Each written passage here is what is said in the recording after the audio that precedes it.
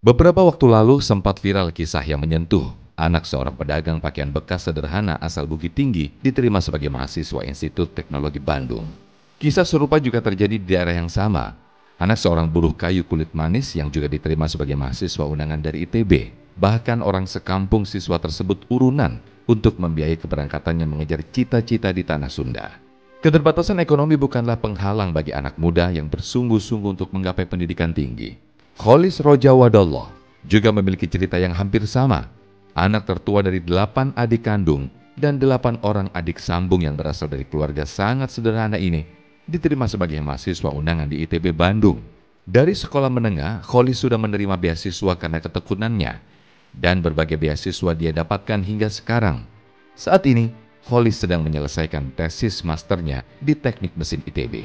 Bagaimana sosok inspiratif Kholis? Saksikan selengkapnya dalam Sah, Selalu Ada Hikmah bersama Koh Deddy Slim. Sah, selalu ada hikmah. Bismillahirrahmanirrahim. Assalamualaikum warahmatullahi wabarakatuh. Balik lagi di acara penuh hikmah, selalu ada hikmah. Kali ini tentu dengan narasumber yang luar biasa. Ini insya Allah mewakili teman-teman yang mungkin datang dari keluarga sederhana, takut, bingung masa depan kayak gimana, kuliah di mana, kerja di mana. Nah, beliau bisa membuktikan bahkan jadi mahasiswa undangan di salah satu kampus yang diidam-idamkan banyak orang, ITB. Bahkan gak cuman S1-nya, sekarang pun beliau sedang S2 di sana. Kita tanya hikmah dari beliau ya. Assalamualaikum warahmatullahi wabarakatuh. Kang Kholis. Waalaikumsalam. Sehat? Alhamdulillah Namanya sehat. Kholis Roja Wa'adullah. Insyaallah. Pengen cerita dong, Kang Kholis, gimana perjuangannya sampai akhirnya bisa jadi mahasiswa undangan dari ITB itu. Wah, itu. Jadi dulu saya ingin masuk ITB itu sebenarnya dari kelas 7 SMP. Udah dari SMP. Dari SMP, saya pengen masuk ke ITB. Nah, waktu itu guru saya pernah bilang kayak gini. Iya. Coba tuliskan 10 cita-cita yang ingin diraih selama sekolah gitu ya. Ini saya tulis lah, salah satunya ingin masuk ke ITB. Dan saya kebayang waktu itu untuk masuk ITB itu berarti perlu nih belajarnya giat, nggak bisa seperti dulu. Karena dulu saya itu memang senang main game, ya seperti umumnya anak-anak lah saat SD. Jadi saya belajar selama SMP, SMA, alhamdulillah ranking 1 terus. Jadi dari situ jadi modal untuk bisa masuk ke undangan di ITB. Undangan itu diundang atau kita juga ngajuin dulu sampai akhirnya bisa diundang? Jadi kalau untuk masuk kampus itu kan ada 2 jalur ya. Iya. Ada 3 jalur sebenarnya. Jalur undangan, jalur tes, dan jalur mandiri. Ya biasa. Ya. Kalau jalur undangan memang melihatnya track record dari prestasi, dari raport, kayak gitu. Selama Jadi, SMA aja selama atau? SMA sebenarnya. Selama SMA. Salah satu syaratnya adalah harus selalu ranking 1 sebenarnya tidak. Jadi yang penting nilainya naik. Memang sebenarnya tidak ada pakem khusus ya. Tapi kalau melihat ya bagaimana nilainya naik, kemudian ada prestasi. Dulu SMA-nya di mana? Dulu saya di SMA Islam di Bandung. Saya di Bandung. SMA Islam Dari di Bandung. sekolah itu yang keterima di ITB berapa orang? Yang keterima di ITB itu angkatan saya ada 4 orang. 4 orang berikut Kang Kholis. Iya. Sampai sekarang juga S2-nya juga masih bareng? S2-nya sudah tidak. Jadi macam-macam, ada yang kerja, ada yang... Udah nyampe S1 aja ya? Gitu. Dan itu persaingannya berapa orang sampai kepilih 4 itu? Waktu itu seangkatan memang gak terlalu banyak. Ada sekitar 80 orang, kayak gitu. 80 Satu orang angkatan. yang kepilih 4? Yang kepilih 4. Dan belum dari sekolah lain juga ada dong? Dari sekolah lain pasti ada. Jadi memang jalur undangan itu jalur yang ya ibaratnya gak bisa dipastikan lah untung-untungan ini mah. Oh, kayak visa mah roda ya. Takut belum tentu keluar ininya visanya. Terus tadi juga dapat info katanya banyak ini anak-anaknya, adik-adiknya. Berapa Ya, bersaudara ini Mas Kholis? Jadi adik saya itu ada 8 yang kandung. Kemudian saat saya qadarullah waktu di masa-masa Covid meninggal. Beberapa tahun kemudian ibu menikah lagi, sekarang adik saya 16. Berarti 16. Ya 16. Masya Allah. Berarti anak nomor? Anak pertama. Pertama. Paling kecil usia? Paling kecil, yang paling kecil itu sekarang masuk TKB. TKB. TKB. Masya Allah. Iya. Tapi benar, Allah itu nggak mungkin ngelahirin seorang hamba tanpa dijamin rezekinya. Nah ini beliau pun akhirnya dijamin rezekinya, masuk aja. Kalau kata Allah takdirnya masuk. Terus kondisi keluarga kalau boleh juga diceritakan gimana, terutama kondisi keuangan ekonominya sampai istilahnya ya mungkin ada yang ngegampangin di luar mah udah mas saya mandiri aja. Nah ini sampai harusnya milih yang undangan kan mungkin ada sesuatu kah kondisinya seperti apa? Ya, jadi kalau kondisi keluarga memang sederhana. Sederhana ya. Kalau punya iman gak mungkin bilang cukup dan kurang ya, karena selalu cukup ya. Tapi bang pasti cukup. Jadi dulu itu pernah ada masa-masanya kami itu untuk makan pun kita metik sayur, metik bayam di solokan. Untuk jadi sayur, kemudian ngalamin metik sendiri, disuruh ibu gitu. Ngalamin, iya. Terus pernah beberapa hari kita makan nasi sama garam. Itu pernah dialami. Waktu Kang Kolis waktu saya berapa? Masih sekolah. Oke. Saya masih sekolah. Pernah ada masa-masa kayak gitu. Jadi waktu saya mau kuliah pun saya bilang, saya ngobrol dengan orang tua gitu ya. Kata orang tua itu, ibu sama bapak nggak bisa ngebiayain kalau harus kuliah, bilang kayak gitu. Nah, kecuali bisa dapat beasiswa kayak gitu. Jadi itu juga yang jadi motivasi ya. Jadi motivasi. Dan alhamdulillah besoknya saya dipanggil sama guru BK di sekolah, dikenalkan dengan beasiswa dari Masjid Salman kayak gitu. Akhirnya kepilih. Akhirnya saya ikut seleksinya, alhamdulillah dapat beasiswanya seperti itu. Waktu ayah masih ada kerja di mana beliau? Kerja jadi honorer, THL, juga ya? THL bukan guru, THL di Dinas Pertanian. Jadi honorer di Dinas Pertanian. Oh penasaran ininya sih, selain akhirnya tadi perjuangan belajar di akademis ya dunianya, ada nggak jalur langitnya? Contoh punya amalan khusus rahasia sholatnya gimana kah? Alhamdulillah sebenarnya kalau di rumah itu memang kami itu biasa, ibu itu saat di rumah anak-anak tuh udah ngantri buat store ngaji. Masya Allah, setiap pagi, terus setiap pagi, terus maghrib juga kayak gitu. Terus selama di sekolah dulu memang alhamdulillah banyak kesempatan lah untuk sholat duha, tahajud dan sebagainya. Memang diniatkan itu lebih ke ya supaya ini menjadi niat yang bersih semata-mata untuk ibadah gitu. Belajar, berikhtiar gimana kita sekalipun di kondisi seperti ini masih ada harapan, masih ada cita-cita yang ingin diraih, sehingga kita mendekat kepada pemilik yang menentukan itu. Kita tuh punya Allah ya, Masya Allah. Terus akhirnya biaya studi dan biaya hidup selagi dulu sekolah, beasiswa juga kah? Terus ketika akhirnya jadi undangan itu full gratis semua, berikut uang sakunya juga dapat? Jadi alhamdulillah saya dan adik-adik itu sekolah, kuliah, beasiswa. Ya sekarang itu saya di ITB, terus ada adik saya satu di ITB. Adiknya juga jalur undangan juga? Bukan jalur undangan, adik-adik saya banyaknya jalur tes justru. Oh tes ya, lolos tes ya. Lolos tes. Ya, terus? Ada yang di UNPAD, ada yang di UPI. Dan alhamdulillah semuanya beasiswa. Alhamdulillah. Ya, alhamdulillah. Full beasiswa. Kalau full itu cuman biayanya aja, terus ada yang berikut uang saku gitu? Ada juga? Uang sakunya juga. Ada uang sakunya. Dikasih per bulan gitu? Dikasih per bulan. Alhamdulillah saya di Masjid Salman itu dapat juga per bulan. Karena khidmat di masjid? Karena lulus beasiswa, namanya beasiswa perintis. Jadi itu dari jenjang SMA diseleksi, yang masuk dari 2.000 orang, itu diambil 150 buat ikut intensif belajar. Nah dari situ masuk sekitar 75 orang ke ITB, 50 yang dapat beasiswa. Tuh, Masya Allah. Dan selain itu beliau juga aktif juga di dakwahnya, karena aktif sebagai ngurus Masjid Salman. Kita tahu ya kalau di ITB terkenalnya, dan masjidnya udah pada tahu Masjid Salman. Nah kita akan tanya lagi lebih lanjut hikmah dari beliau. Jangan kemana-mana, tetap di Sah, selalu ada hikmah. Ingin bagaimana maksimalkan lah, bisa bermanfaat untuk orang lain. Alhamdulillah. Karena apa-apa yang saya dapat selama ini, keluarga saya itu banyak yang bantu. Kalau banyak kasih jalan lah untuk sana. Sah, selalu ada hikmah. Bismillah, kembali lagi pemirsa di acara Penuh Hikmah. Balik lagi dengan narasumber kita yang masih kita gali terus nih. Hikmah-hikmah selanjutnya dari beliau, Mas Kholis. Alhamdulillah. Pertanyaan selanjutnya nih, izin ya. Kalau udah jujur atau pengen tahu, sebetulnya kalau bayar masuk ITB itu berapa duit sih? Sebenarnya kisarannya? Ya, jadi kalau kisaran di ITB itu ada golongan-golongan UKT sebenarnya. Oh gitu. Ya, golongan paling atasnya, kalau nggak salah di zaman saya itu 13,5. Kalau di sekarang kayaknya udah 15,5 kayaknya. Udah naik lagi. Udah naik lagi. Dan itu semua jurusan sama aja? Semua jurusan kecuali jurusan bisnis manajemen. Lebih mahal? Lebih mahal kalau di sana. Sekarang ambil apa? Sekarang saya di teknik mesin. S1-nya kemarin teknik mesin. S2-nya teknik mesin. Teknik mesin. Dan sekarang lagi tesis katanya. Lagi tesis, alhamdulillah. Keren banget, mohon doanya. Mudah-mudahan lancar tesisnya dan insya Allah kalau nggak ada halangan ngejar sidang di Oktober, ya. Ngejar wisuda Oktober. Dan ini juga insya Allah kita bakal tayang di Juli nih, mudah-mudahan jadi pemotivasi nih perjuangan beliau. Maka Masya Allah. Terus akhirnya khidmat dan aktif juga di Masjid Salman. Nah itu juga coba ceritain kenapa jadi akhirnya selain kuliah aktif juga tadi di kegiatan ngurus masjid gitu istilahnya. Iya.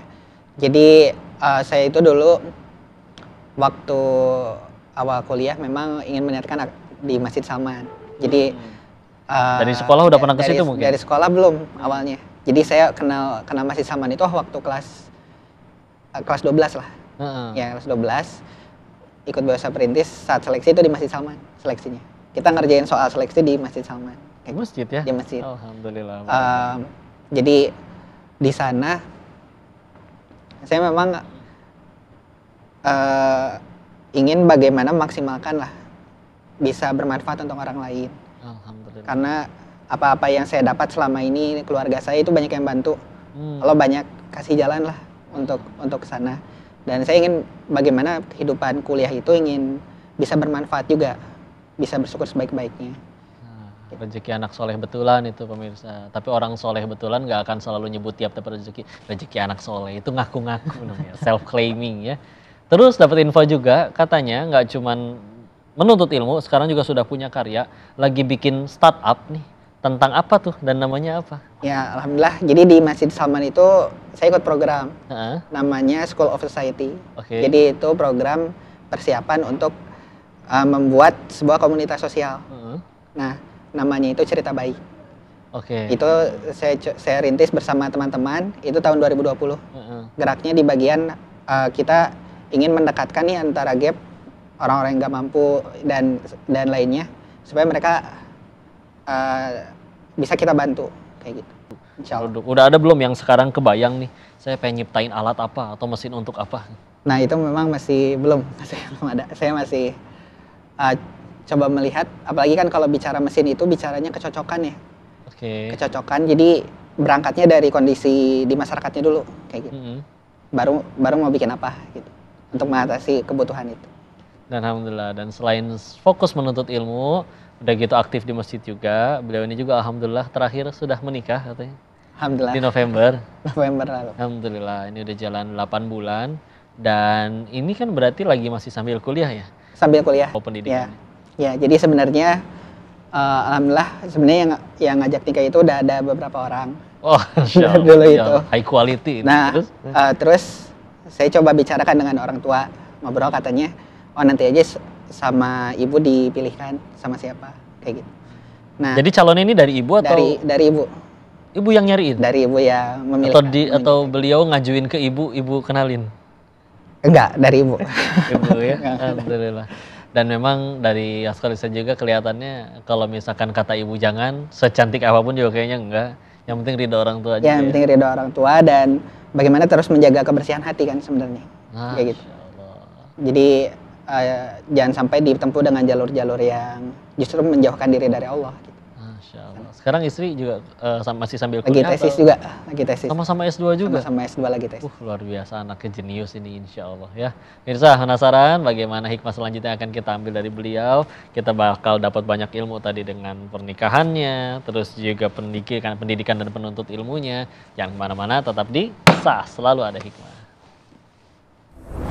Memang saya berusaha tegar ya gitu ya ke adik-adik tentang rezeki, kemudian tentang kebayang nih nanti bakal jadi wali buat adik-adik. Betul. Terus dan sebagainya. Dan alhamdulillah waktu itu saya ya tenang jalaninnya karena insya Allah rezeki itu pasti ada jalannya. Sah, selalu ada hikmah. Balik lagi dengan Kang Kholis, narasumber kita yang luar biasa, yang mudah-mudahan memotivasi kalian semua yang nonton biar bisa kepilih di kampus idamannya ya. Alhamdulillah Kang Kholis. Masya Allah, Kayak gitu. itu dia ya. Terus akhirnya sejauh ini juga udah jadi startupnya. Nah sejauh ini startup yang tadi udah dibikin, sudah berapa banyak orang yang mendapat manfaat dari startup tadi itu? Nah, kalau berapa manfaat memang sifatnya masih perkiraan ya. Jadi kan program-programnya itu seperti hitanan massal, terus kita ada program santunan yatim saat Ramadan, dan juga program penyaluran hewan kurban. Oh itu juga ya? Iya, ada juga. Jadi alhamdulillah di tahun kemarin, di tahun ini kami itu menyalurkan titipan dari Mudohi itu ada yang ke Maluku. Wah udah nyampe Ke sana. Maluku. Kita punya mitra desa binaan di sana, terus Jamnya udah beda 2 jam tuh di sana. Iya. Udah WIT. Ikut ke sana? Saya nggak ke sana. Saya nitip ininya aja, hewannya gitu. Masya Allah. Jadi kurang lebih ya setahun 1.000 lebih lah.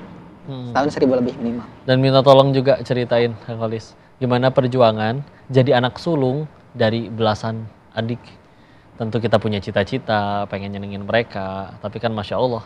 Gimana tuh rasanya di-share ke kita-kita? Ya, jadi waktu itu Bapak itu di momen-momen terakhir ya. Waktu itu memang lagi masa-masa akhir COVID di sekitaran pertengahan 2021. Kang Kholis masih SMA Saya atau masih udah kuliah, kuliah? masuk tingkat 3 lah. Oke, terus? 3. Jadi Bapak itu sempat kena COVID.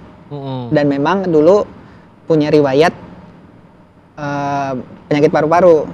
Karena sering sekolahnya itu lumayan jauh, sepedahan, subuh-subuh, ya kena paru-paru basah dan ya paru-paru basah, dan sempatlah pernah koma 3 hari kayak gitu.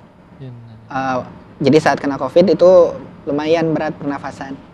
Nah saat itu saya coba antar bareng sama ibu ke rumah sakit, dan qadarullah di maghribnya kelihatannya memang sudah stabil. Kita tinggal sebentar, ternyata sudah waktunya kayak gitu saat itu. Nah waktu itu memang yang ada di bayangan saya, oh ternyata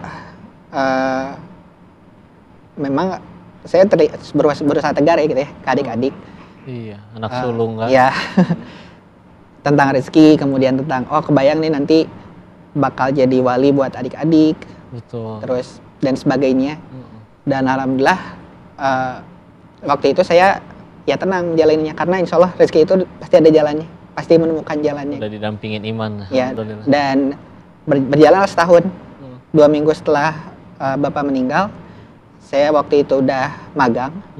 Jadi magang karena memang udah jadwalnya gitu ya. Alhamdulillah di sana masuk. Kemudian saya ngajar juga. Sambil ngajar, terus ada beasiswa gimana dihemat. Terus adik-adik juga macam-macam lah, ada yang ngajar, ada yang ikut lomba. Gimana kita bareng-bareng bantu keluarga kayak gitu. Dan alhamdulillah banyak tetangga-tetangga, teman bapak, teman ibu itu banyak yang bantu. Jadi selama itu alhamdulillah selalu ada rezekinya. Alhamdulillah selalu ada rezekinya kayak gitu. Ini entah ibu atau bapak, bagaimana mereka itu sehari-hari? Apakah kayak ada satu amalan khusus yang selalu beliau lakukan? Tahajudnya kah? Atau bacaan Qurannya kah? Sampai istilahnya 16 ini ya Allah aja yang jaga gitu. Yang secara matematika kan gimana cara menuhinnya? Barangkali orang tua mungkin. Ya jadi dari orang tua memang lebih banyaknya dialog-dialog ya tentang keimanan. Sering ngajak ngobrol. Kayak gitu. Pernah saya juga waktu itu mulai banyak aktivitas kan di kampus, di Salman, akademik. Saya pernah cerita ke bapak, almarhum bapak, apakah baiknya dilepas nih, salah satunya saya fokus belajar aja atau gimana. Kata bapak itu, kita nggak tahu mana nih jalan kebaikan yang akan Allah buka dari berbagai aktivitas tadi. Jadi ya bersandar aja ke Allah, sambil memeragakan bersandar gitu. Ya bersandar, jadi nyender. Iya nyender, santai aja gitu. Diserahkan kepada Allah. Kita tempuh apa yang memang jadi tugas kita, kayak gitu. Jadi kalau bicara amalan-amalan ya alhamdulillah itu mah umumnya seorang muslim mungkin ya kayak gitu. Seperti apa? Jadi yang lebih ditekankan itu bagaimana kita nanti hidup bukan hanya di dunia, nanti akan ada pertanggungjawaban di akhirat. Setiap pilihan harus ke sana gitu. Acuannya. Patokannya itu ya. Patokannya itu. Jadi bukan nilainya, bukan bahkan nanti kekayaan atau apanya, tapi mendekatkan kita ke Allah atau tidaknya. Dan amalan itu kan hati-hati teman-teman, ibadah itu nggak cuma yang mahdoh. Mahdoh itu ibadah yang ada tata cara bakunya kayak sholat dan lain-lain. Tapi kan juga ada ibadah yang ghair mahdoh. Contoh kayak amalan hati, sebagaimana beliau mengingatkan terus anak-anaknya. untuk selalu kembalikan lagi kepada Allah, nyandari juga ke Allah. Di saat yang lain, naudzubillah, ada yang mendorong anaknya percaya diri, tapi karena kan bapakmu adalah aku, kan bapakmu kaya, bapakmu segala-galanya. Ini kembalikan lagi, kita tetap percaya diri, tapi karena yakin di belakang kita ada Allah yang maha kaya, maha kuat, yang luar biasa, yang gak mungkin zolim sedikit pun kepada kita hamba-hambanya. Keren banget, Masya Allah. Yang kali satu nur pisan. Makasih banyak. Doa, ilmu, dan nasihatnya doain aku juga. Dan mudah-mudahan yang nonton ini bisa terinspirasi untuk yuk. Cita-cita itu gratis, jadi jangan ragu. Dan sudah mah gratis, kita punya Allah yang maha hebat. Tinggal kita melayakkan diri di hadapan Allah untuk layak nggak dikabul cita-citanya. Semoga dikabul semua cita-citanya, dan itulah hikmah di hari ini. Kalian jangan kemana-mana, tetap selalu di acara Sah, selalu ada hikmah. Sampai jumpa di episode selanjutnya. Assalamualaikum warahmatullahi wabarakatuh.